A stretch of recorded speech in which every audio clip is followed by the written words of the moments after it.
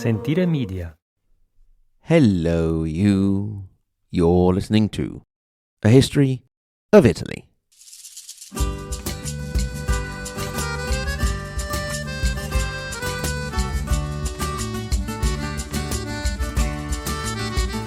Episode 153, The Assassination of Galeazzo Maria and the Moro Takes Control, 1468 to 1494. Lasci colli nelle valli, tra quei salici piangenti, io ritrovo la speranza di un amore che ormai fu. We last left Duke Galeazzo Maria Sforza, having married Bona of Savoy and then getting rid of the controlling and possibly positive influence of his mother, Bianca Maria Visconti. She had been sent off into a sort of exile and died there shortly after in 1468. We also saw that the Duke had run an incredibly lavish court, and along with his continued wars, this meant heavy taxation for the citizens of the duchy. In 1471, as we saw in the Medici episodes, he decided to go and show off his magnificence in Florence with a huge delegation that was filled with nobles, entertainers, and all kinds of people. He had ended up being more impressed with the Florence of the Medici than they with him, and had started to ask for artists and architects from Lorenzo the Magnificent for Milan. These included a certain Leonardo da Vinci. While Galeazzo Maria had been preparing for the great delegation, the lovely Duke took some time off to go to Bergamo to witness the burning as a witch of a poor woman by the name of Caterina de' Pilli from Bergamo, just to let you know what sort of entertainment he enjoyed. We also spoke about Galeazzo Maria's sexual appetite. For example, in 1474, he fell in love with a woman by the name of Lucia Marliani. There was only one little problem. She was already married to a nobleman, Ambrogio Ravetti. This was not actually a problem, as Ambrogio, rather than be annoyed at being a cuckold, saw the business opportunity in it. He was given loads of cash and made podestà, or governor, of Como, and advantageous marriages were found for Lucia's sisters. Lucia herself received loads of presents that included lands such as in Gorgonzola, the location that gives its name to the smelly cheese, which goes great on a pizza or with a plate of gnocchi. As far as many citizens were concerned, the Duke went too far when he gave Lucia titles which had belonged to his mother, Bianca Maria, much loved by the people. Another item to stick in his naughty column. All Lucia Marliani had to do, besides allow the Duke to have his way with her, was to sign a contract in which she undertook not to have carnal relations with anyone except Galeazzo Maria, and that included her husband. Heavy taxation, increasing cruelty, disrespect for the memory of his mother, and an increasing loss of the central importance of the duchy in the affairs of Italy started to make the Duke unpopular. This situation also led to a falling out between him and his younger brother, Federico il Moro, who many felt more capable than the Duke, including Ludovico himself. The more people got annoyed, the higher the risk someone would take action. On the 25th of December, 1476, Galeazzo Maria supposedly witnessed some bad omens. He was away from Milan that day, in the castle of Abbiategrasso. On that day, a comet appeared and was clearly visible in the sky. That very same day, a fire broke out in the Duke's quarters, and finally, as he made his way back to the city, 3 crows flew over his head. He spent Christmas with his family, taking time to observe all the brothers and cousins and children, and declaring that the dynasty would last for centuries. The next day, St. Stephen's the 26th, the Duke headed to hear Mass at the church of the same saint. As he was entering, a young nobleman, Giovanni Andrea Lampugnano, made as if to clear the way for the Duke, then suddenly turned on him, stabbing him in the stomach and the throat. Meanwhile, another man, Girolamo Olgiati, stabbed him in the chest, again in the throat and his head. At the same time, a third attacker, Carlo Visconti, stabbed the Duke in the back and shoulder. Galeazzo Maria fell dead. The first attacker, Lampugnano, was in turn attacked by the Duke's guard and killed. Olgiati and Visconti managed to escape, hoping to rally the city against the Sforza, with no luck. They were later hunted down and, after a lightning-quick trial, were ripped apart. Galeazzo Maria had reigned for just over 10 years. He left a 7-year-old son, Gian Galeazzo, named to help confuse us, with his mother Bona of Savoy as regent, and she in turn nominated Francesco Sforza and Galeazzo Maria's long-term secretary, Cicco Simonetta, as head of the Regency Council, along with 2 brothers of the dead Duke, Sforza Maria and Ludovico il Moro. The council sprang into action to guarantee a smooth transition, confirming salaries and buying grain to distribute to the populace. It worked, and there was no trouble in the duchy. For now.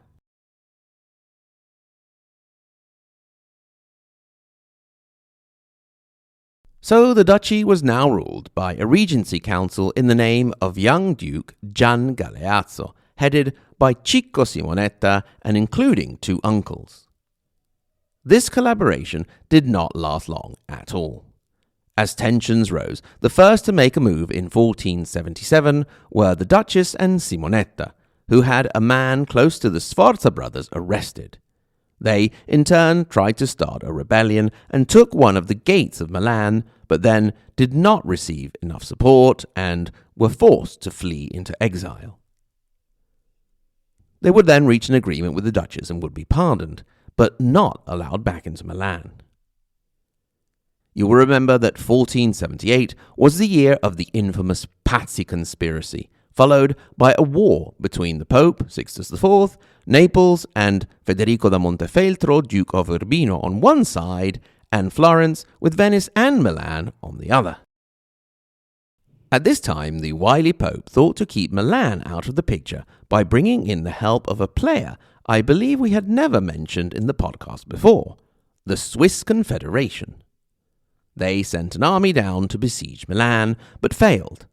After that, however, the Milanese made the mistake of giving chase and were defeated, although the Swiss army still headed back home. The following year, 1479, Ludovico il Moro managed to take advantage of a rebellion in the controlled city of Genoa to win a series of victories.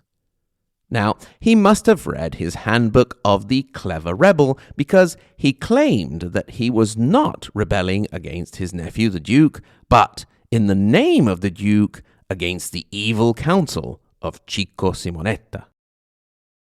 As Ludovico headed to Milan, he managed to use his friendship with a man named Antonio Tassino, a favorite and possibly lover of Duchess Bona of Savoy. Through him, Ludovico managed to convince the Duchess, and she in turn convinced, or really forced, the secretary Simonetta to come to terms with Ludovico Sforza.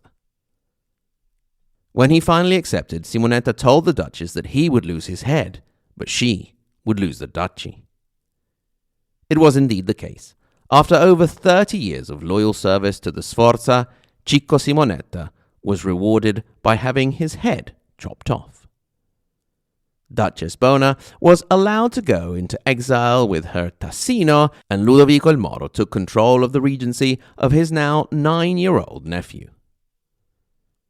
You would imagine at this point a sort of Richard III and Princes in the Tower sort of thing happened.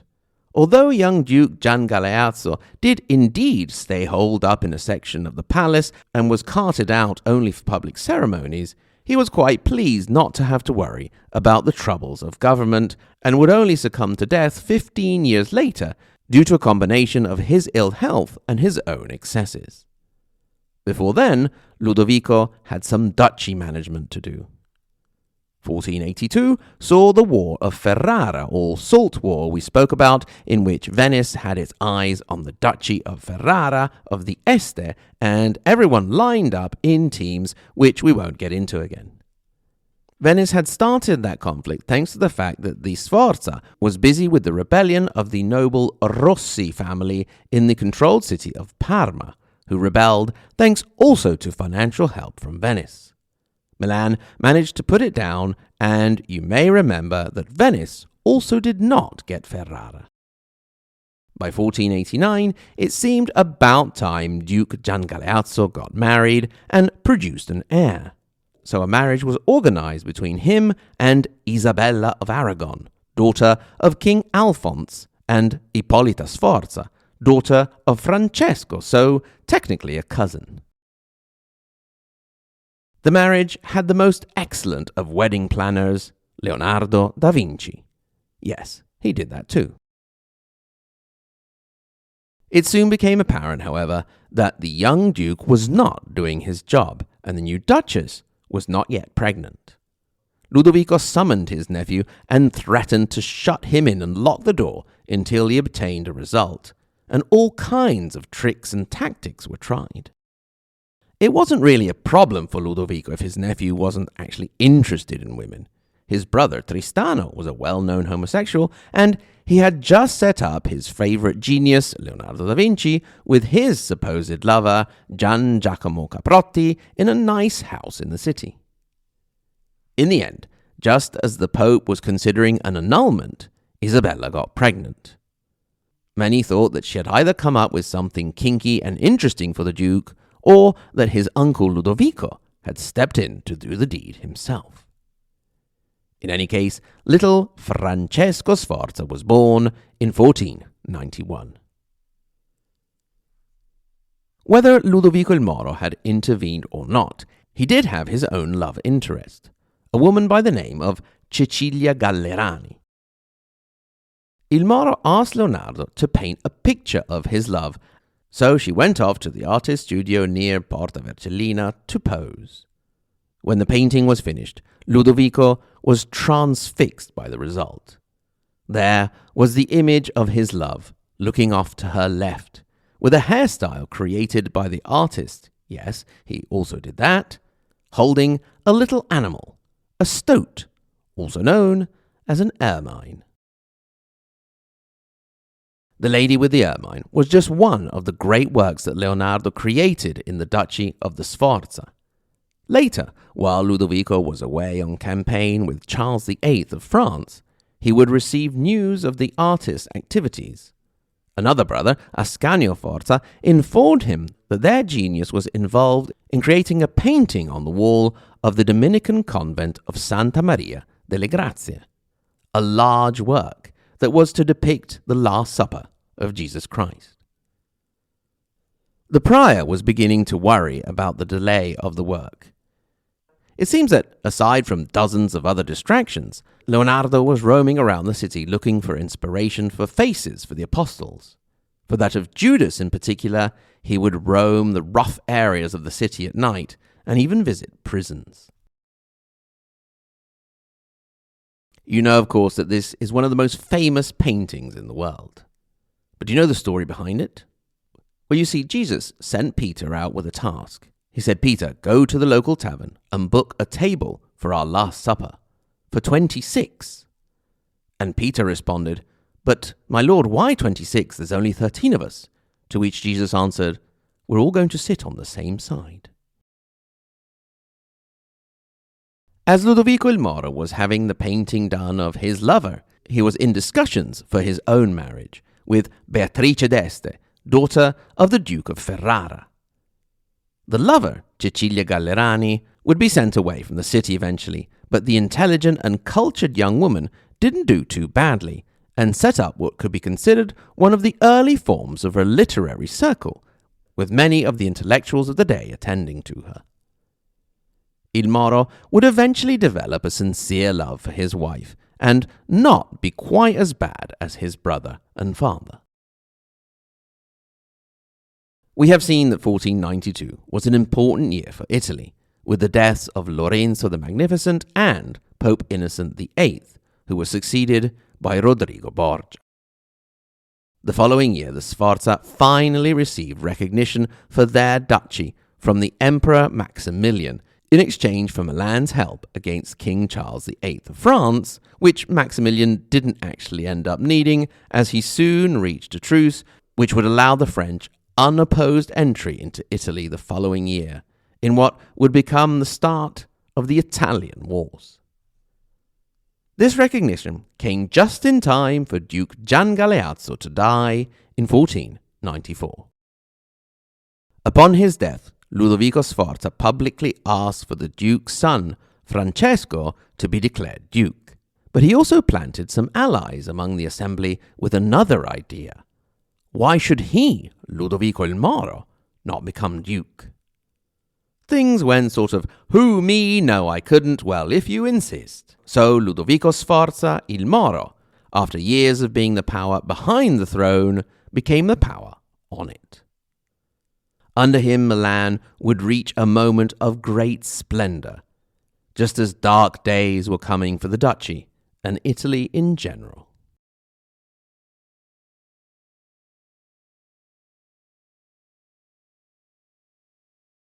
Grazie mille. Thank you very much for listening, and stay tuned for the sketch after the credits.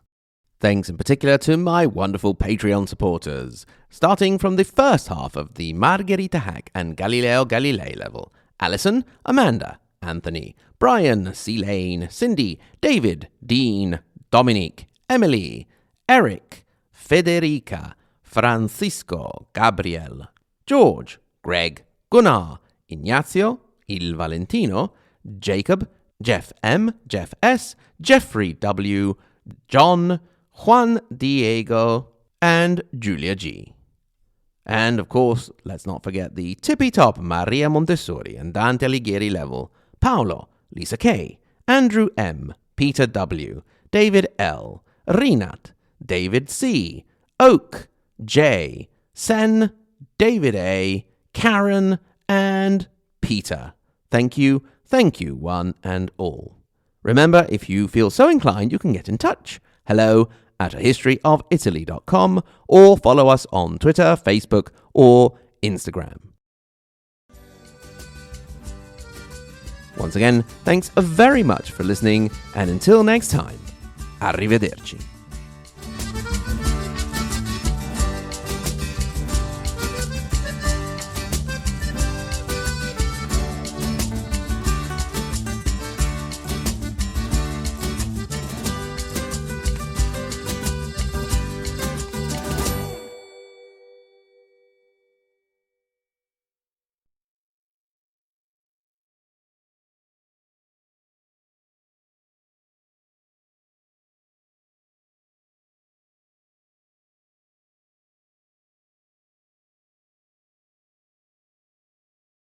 Ah, Leonardo, here you are. I'm really looking forward to seeing your work. Well, I'm sure you'll be very pleased, so without further ado, here you are. Well... What do you think? Are you speechless because you love it? Actually, I mean, on the plus side, great color, incredibly vivid. I mean, I feel I could almost reach into the painting and actually pick it up, but... But what? It's a painting of a piece of cheese. Isn't that what you asked for? I remember you saying, paint me a portrait of a piece of cheese. No, what I said was I would like a portrait of my lady Cecilia Gallerani. That doesn't sound a lot like paint me a piece of cheese. No, doesn't at all. So you see the problem here? Yes, you need to enunciate better. Quite what I meant. Anyway, okay, so you want Cecilia Gallerani in the painting. I did wonder why she was constantly hanging around my cheese. Come back next week. Very well. 1 week later. Okay, my genius, what have you got for me this time? Well, I'm sure we've got it this time. Madonna Cecilia is definitely in the painting. Good, molto bene. Here you go. Where is she? Right there, left-hand corner, widen the elephant. The elephant. Yes, splendid beast. I put you in too. Did you now? Yes, look, there you are, playing cards with the dogs. Dogs playing cards. Yes, well, You don't like this one either? You're both in the painting. Perhaps I'm not explaining myself right here. That's for sure. Yes, well, I would like a painting in which I can look at my love when she's not with me, to gaze upon her beauty, and only her beauty, not that of collected exotic animals and game-playing pets. That sounds rather boring. Well, humour me. Perhaps you could have her holding something to make it a bit more interesting for you. Ooh, like the cheese. Well, maybe not the cheese. Very well. I'll sleep onto it. Come back next week. 1 week later. So, Da Vinci, I'm almost afraid to ask. Don't worry. One painting of a single woman, no interesting animals, no flying machines. Ah, my lady, it's almost as if she were standing before me. If she didn't have legs, you mean? But you know what I mean. It's almost perfect. Almost? Yes, it's just, what is that object she has tucked under her arm? A ball. A ball? But it's an oval. Ah, I hoped you'd ask. I believe that one night I was visited by a mystical vision of the future. Really? Yes, I dreamed of a land far away across the ocean where a new great civilization will rise and create a game with an oval ball, and that they would throw to each other and catch and run with it under their arm and clash like big handsome gladiators. They will call it football. Football? You said they were throwing and catching, presumably with their hands? Well, that part wasn't clear to me. It was just a vision after all. Would many play this game? Millions! And you can choose your group of gladiators with different colours and chant your support at them, like in the tournament. For example, there will be the Eagles of the city of brotherly cheese. Here we go with the cheese again. And those who love them will live with bitter disappointment for decades, then have one sweet moment, then more disappointment, but not as much as the boys of the cows. Will these warriors play in women's clothes? I don't really know. Well then, perhaps instead of this ball of the feet that is of the hands, you could paint an animal or something. Ooh, yes, I can paint a giraffe. No, a small animal. Perhaps one that could represent an aspect of her character or virtues. I know, an ermine, a symbol of purity. Yeah, right, purity. What? Nothing, ermine it is. I don't know who's going to want to stare at some lady with an ermine, but you're the boss.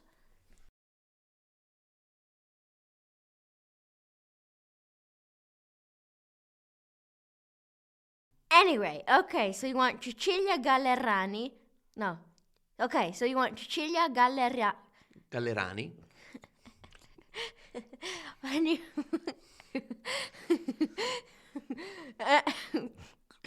Anyway, okay, so you want Cecilia... Okay. Okay. Oh. Jousts. Like in the jousts. Jousts. Like in the jousts. Jousts.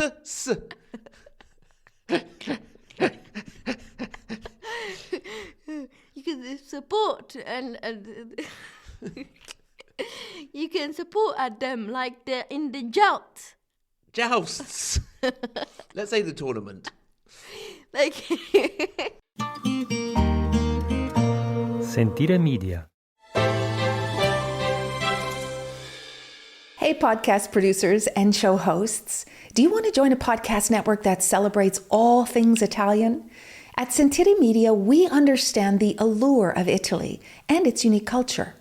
Our devoted team of hosts and producers are all driven by their shared passion for Italy. And we work tirelessly to create the best lifestyle podcasts and content that will whisk you away to the very heart of Italy. With us, you can savor the mouth-watering flavors, get lost in the stories from the past, break down the cultural barriers, and truly immerse yourself in the vibrant traditions of this intoxicating country. If you have a great podcast idea or are already in production and would like to join Sentire Media, head over to sentiremedia.com, that's SENTIRE media.com, and find out how to submit your show.